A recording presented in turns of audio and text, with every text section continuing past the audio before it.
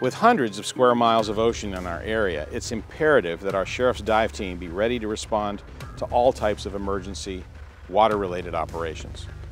The team regularly trains in body and evidence recoveries, underwater searches, and maritime recoveries. For this edition of the Training Corner, Deputy Brett White takes us to Refugio Beach and shows us underwater navigation training.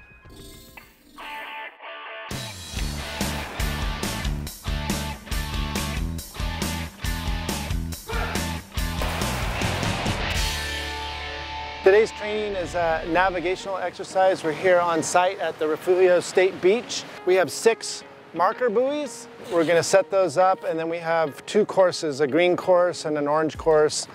It's an exercise that forces us to use compass navigational heading. We gauge our distance based on having pre-figured out how many kicks for 100 feet or so. The marker buoys that we have, it's a weight be on the bottom of the ocean floor.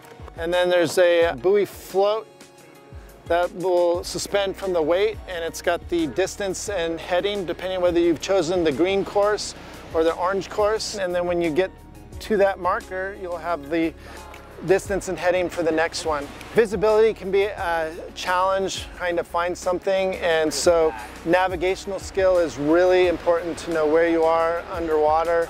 Also for documentation, we do find something and we need in a report to be able to say where it was. Currently we have 10 dive team members. Those are all sworn deputies. We do recovery, weapons, evidence, boat, aircraft, and then of course bodies. It's a perishable skill, and it's one of those things when it's the real thing, you're going to revert to your training, and it's important that we come out regularly, refresh our skills, and that way when the real call out comes, we're ready and prepared. The dive team now has new helmets and dive suits, thanks to a generous donation by the Sheriff's Benevolent Posse.